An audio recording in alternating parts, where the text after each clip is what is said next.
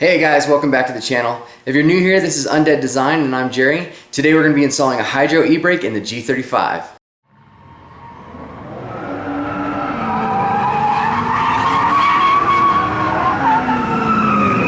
While working on the hydraulic handbrake, it was necessary to undo the brake line, so at the same time it seemed like it would be a good time to do some other upgrades. I went ahead and installed braided stainless steel lines in the rear. I wasn't worried about them in the front, but in the rear, because of the fact that the whole idea of drifting is destroying tires, there's the chance that the tires could do damage to the brake lines, and so I decided to go with the stainless for the sake of, durability, that sort of thing. And then while I'm at it, I'm also going to change the rotors out and put in new brake pads. Now when you're doing this, make sure that you undo the handbrake, because otherwise you won't be able to get this rotor off. So if you're not interested in doing a hydraulic handbrake, you don't want to put the work in or the money. Supposedly Project Moo has pads that you can replace for the handbrake that will give you better biting power, and so you can use the handbrake. But I had two issues with that. One is the placement of the handbrake is kind of awkward to get to in the car, especially with me sitting so close to the dash with my short legs. But then the other thing too is that these pads are pretty stinking expensive from Project Moo, so I thought it would be better for me to have a kind of dedicated hydro e-brake. I would have loved to have done a dual caliper setup, but to do that the bracket is about $350, and then you'd have to source another set of Brembo calipers, which are about $600 used, which is a lot of money, and then you throw in the hydro handbrake handle and the lines, and you're talking about probably over $1,000 to do that install, and that's just way too rich for my blood. So we just did the inline, and we'll just stick with that. So if you're interested in any of the parts in this video, check out the description below, and I'll have some affiliate links. They will help out the channel a little bit, but they don't cost you anything more.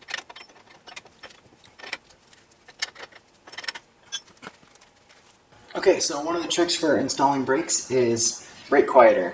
This is like I think it's like a silicone-based kind of adhesive that you put on the back of the pad where it touches the caliper, and it keeps it from chattering and making squeaking noises, and so it's always something that I do when I put brakes in.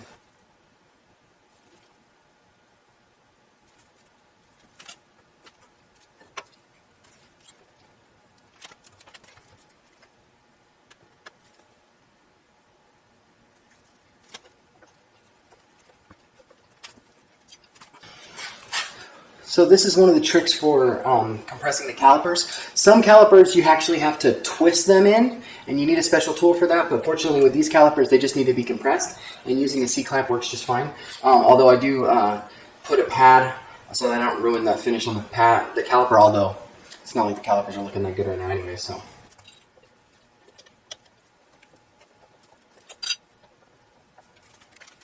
This kit from StopTech is really nice. It comes with all brand new hardware, but you want to make sure that you lubricate the hardware so that the pads can move freely on and off of the rotor.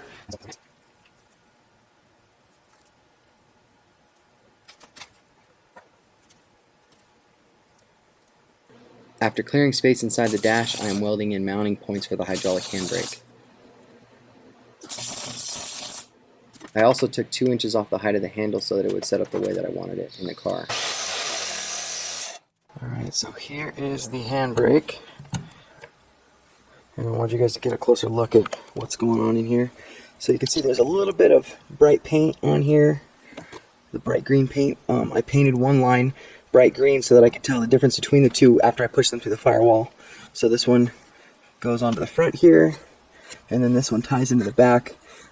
Pretty tight under here. I had to loop it around to get a good angle on it, and yeah, it's so tight I didn't really get any footage of me doing the install because with my hands in there you couldn't see anything. So here are my welds down here. Got a couple of tabs, one on each side, and then just tacked into place with the welder, and then I threw some primer on there so it wouldn't rust, and that's the whole thing. Alright, so I'm going to show you guys how to arrange the lines under the hood so you can do this install.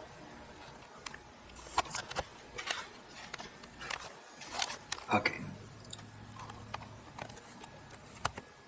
So starting on this side of the master cylinder, you've got 2 lines coming out. This one in the back, or closest to the firewall, goes over to the ABS block. So this line goes in through the firewall, right there. There's already a grommet that is allowing cables to go through, so I just snake the cable, or snake the lines through there. So this line goes out to the hydraulic e-brake. Then it goes from the hydraulic e-brake through this bright green line, which hooks into there. The other thing you need to do is the ABS block is set up with a cross pattern, so you have the right rear tire tied in with the front left, and then the front right tied in with the rear left. And so you have to swap two of those. So basically what I did was I unhooked this brake line from the back, and I swapped these two. So this one and this one in the back, so that you have one line feeding the rear, which is this bright green line is now feeding the rear brakes, and the line that's coming from the master cylinder is feeding the front brakes. Here's a picture of what you need to do with the lines. You can get a screenshot, or I'll have a link in the description below. I have to admit, I was a bit intimidated by doing this install. Moving brake lines around is kind of a scary thing, so I did some diagrams for you guys to help you see how it works. As you can see with this first diagram, I'm using orange to demonstrate the higher brake bias that is towards the front brakes versus the rear brakes.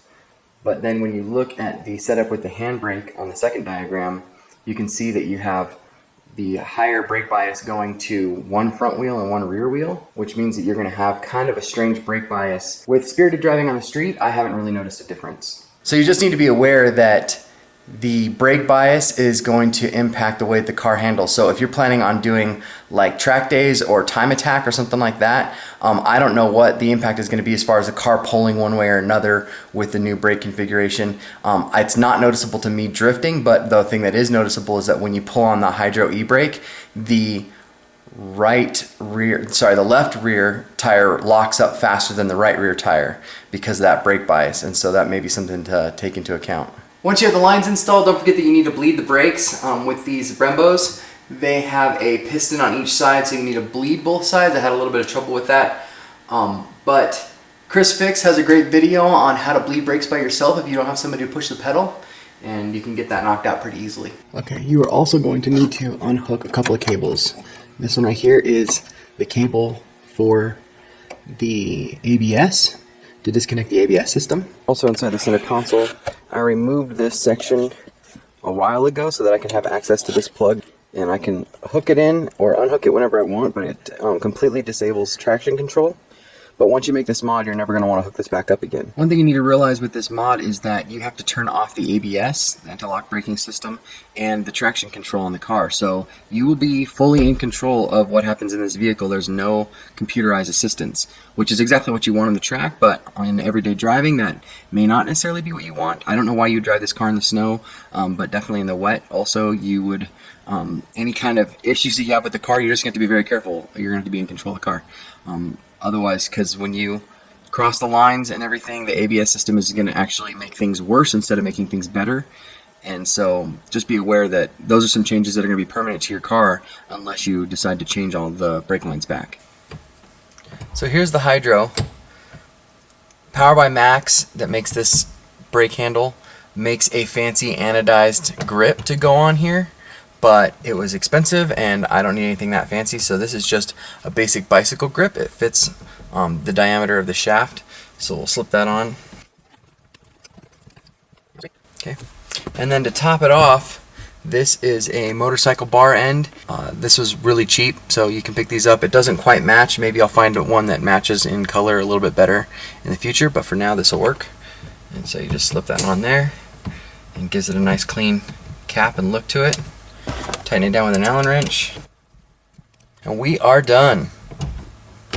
So I wanted this to be a really clean install, so you can see here, here's the Hydro. And then if you look, I basically notched this out and then heated it from the back with a torch, and then used the pipe to kind of give it its rounded shape, and then went back with a little bit of spray paint to touch it up, and so it almost looks factory, and that's exactly how I wanted it to be. So it's pretty awesome. If you found the information in this video helpful, smash the like button. Click subscribe if you want to see what else happens with the build. And also, you may have noticed that I have already started the install of something else for a future video. If you happen to know what that was, put your guess in the comments below. And so we're gonna move on to our God Thought of the Day. God Thought of the Day, if we're talking about brakes, that is one of the most important performance mods you can make on a car, because even if you have a 1,000 horsepower car, if you can't stop the car, you can't drive it to its limit. So it's the same thing as when I used to teach snowboarding. People would always ask me, how do you snowboard so fast? Because I was a pretty fast snowboarder. You know, how did you learn how to do that? What can I do? And I always tell people that you need to learn how to stop. Learn how to stop well and quickly and be in control. And once you have that control, then you can push your limits of speed because you know that you'll be able to stop it. And so it's the same thing with this. And it ties into our lives because we have boundaries. We put boundaries into our lives to protect us from, you know, things that are harmful. And that's kind of how brakes work on our lives. And we've talked about boundaries before, but the thing that I wanted to talk about is that it can't just be creating rules, because rules don't do us any good. We have something inside of ourselves that wants us to break the rules. We want to be rebels. And so just having rules for the sake of rules doesn't do anything.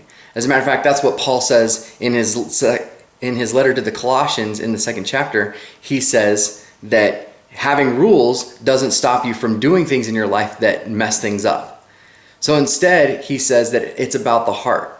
It's about the purpose behind it. And so we need to have that as well. So that's just kind of my encouragement to you guys, is to make sure that you are focusing in on the purpose that you have, what God's called you to, and be aware of the things that are going to damage that purpose and get in your way, and create boundaries for those things. And when you need to, slam on the brakes hard, but then get back on throttle. Have a great day, guys. I'll see you next time. If you want to make something...